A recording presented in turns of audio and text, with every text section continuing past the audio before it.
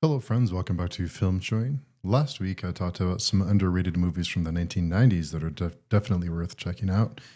This week, I'm going to go over some movies from the 2000s that you should definitely give a chance if you haven't already. Now, everyone remembers the 2000s for massive blockbusters like The Dark Knight, The Lord of the Rings, and Harry Potter.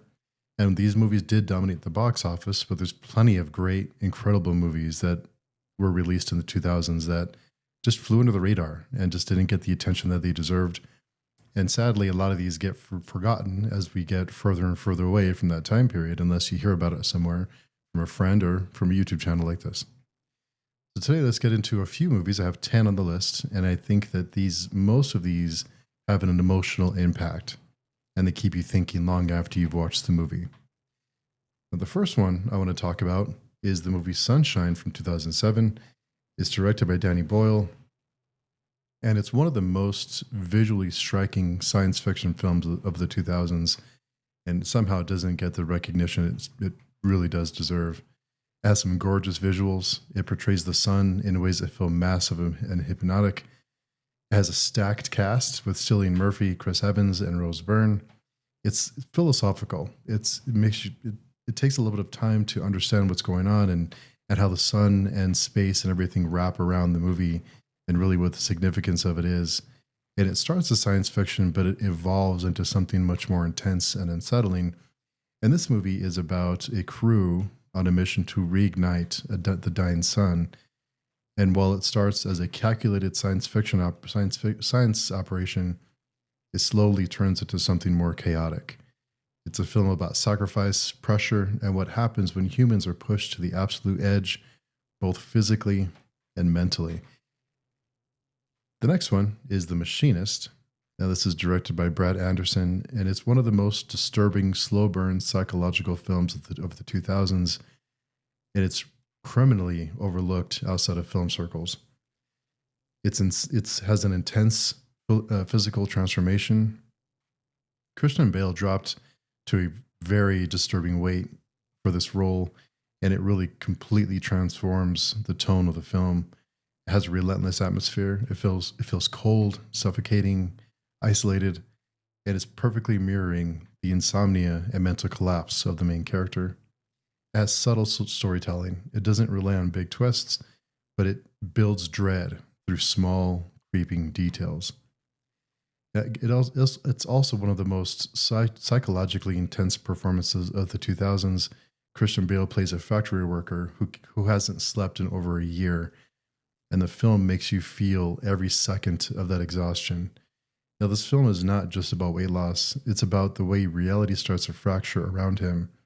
You're constantly questioning what's real, what's guilt, and what's something much more darker than that. It's slow, it's uncomfortable, and it absolutely sticks with you. Next up on the list is Moon, and it's directed by Duncan Jones, and it stars Sam Rockwell. It's small-scale science fiction at its best. Rockwell carries the entire film by himself, almost literally, playing a man working alone in a lunar base until he discovers he may not be as alone as he thought. It's thoughtful, emotional, and deeply human, all on a very tiny budget. This is one of my favorite films of the 2000s, and I still think about it almost 20 years later. But because it was an indie release, it never got watched by a wide audience. If you love science fiction that makes you think, this should definitely be on your watch list. Next up, let's talk about Darren Aronofsky's The Fountain. This movie was ambitious, strange, and unlike anything else of the time. It stars Hugh Jackman and Rachel Weisz in a story that spans across time, past, present, and future, explores love, death, and rebirth. When it was released, critics were divided and audiences were confused. And I can't blame some audiences for being confused. But over time, it's gained a cult following, especially among people who appreciate big, risky, emotional storytelling. If you want something bold and weird, this is it. Extra points for having one of the best soundtracks I've ever heard. Next up on the list is Stay from 2005, and it's one of those films that people either completely miss or can never really unpack. Directed by Mark Foster, it leans into some surreal storytelling, blurring reality, memory, and perception in a way that feels closer to a waking dream rather than a traditional narrative. It was way ahead of its time visually. The seamless transitions and almost glitch like scenes feel modern, even by today's standards. It has psychological depth. It plays with themes of identity, guilt, and perception without spoon feeding the audience. It had a polarizing reception. A lot of viewers expected a straightforward thriller, but got something much more abstract, and it didn't land for a wide release. Now, Stay is one of those early 2000 films that feels like it belongs in a completely different era. It stars Ewan McGregor, Ryan Gosling, and Naomi Watts. Probably my favorite role by Ryan Gosling, other than Drive, maybe. It follows a psychiatrist trying to stop a patient from taking his own life, but what unfolds is less of a story and more of a psychological maze.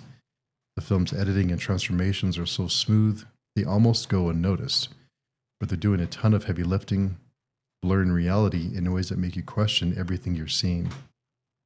Now, it's confusing by design, but if you lean into it, Stay becomes one of the most unique viewing experiences of the 2000s. Next up is one of my personal favorites, which is Triangle from 2009. It's directed by Christopher Smith. It's one of the most overlooked time loop films ever made, and easily one of the most unsettling. It has a distinctly simple setup, but it turns into something much more wider and darker. It's time loops done right. It's not gimmicky, it's oppressive and tragic, and this is not easy to do. It's not easy to make a time loop story that makes sense, that doesn't have holes that the audience can pick through. It has a ton of rewatch value. The more you think about it, the worse it gets, but in a good way. And in every rewatch, you'll notice something different. Now, Triangle is one of those movies that completely sneaks up on you. It starts as a standalone thriller, a group of friends, boating trip, a storm, but once they board an abandoned ship, everything starts looping in ways that felt wrong. This isn't a fun time loop story. It's bleak, it's repetitive by design, and the more you piece it together, the more you realize just how dark the situation actually is.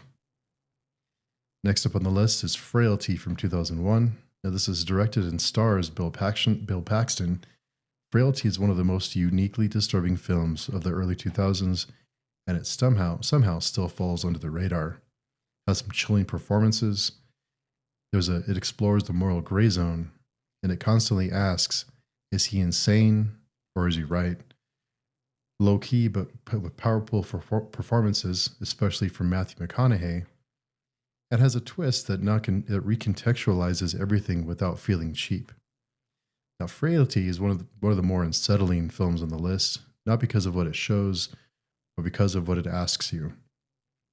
It follows a man recounting his childhood, where his father believed he was chosen by God to hunt down demons hiding in human form.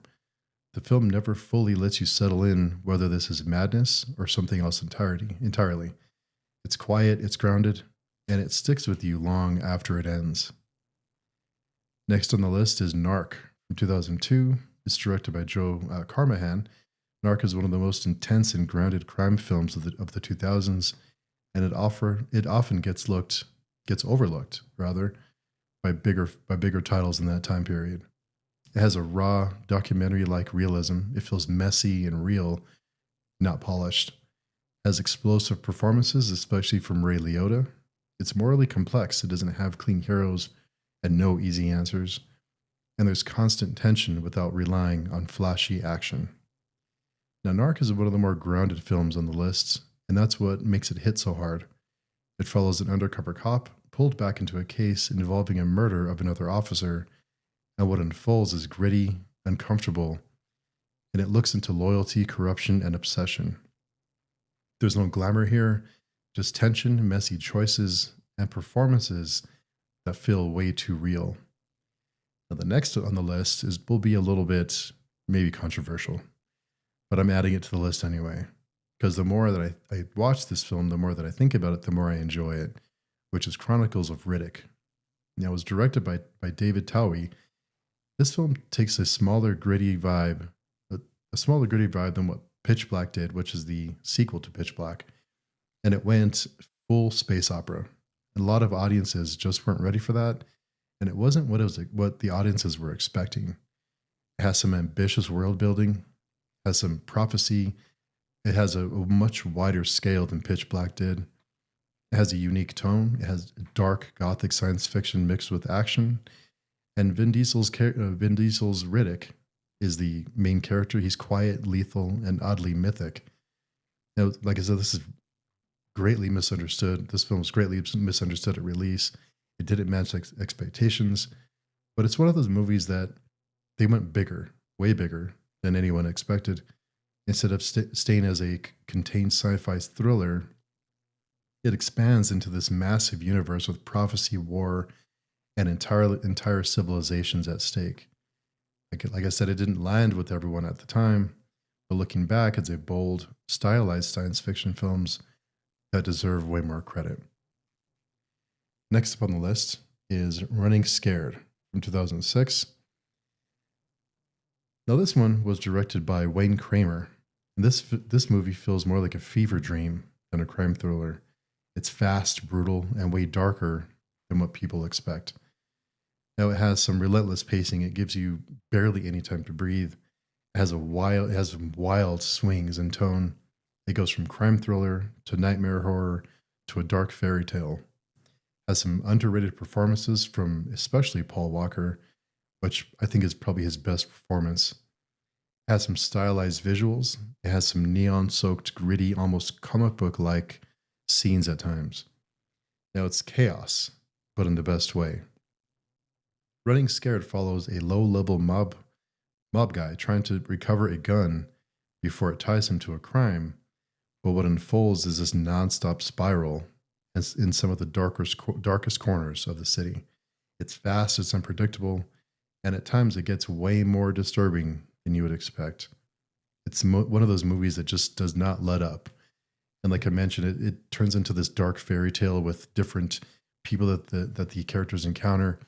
And if you look closely at it, you can match them to some child fairy tales with the twist. So that's my top 10 for the most underrated films of the 2000s. I think they're worth a watch. So if any of these sound interesting to you or sound appetizing, let me know in the comments. Let me know what you think. Or if you've seen these and you agree, let me know what you thought or what should be added to the list that I did not add. Until next time, we will talk to you very soon.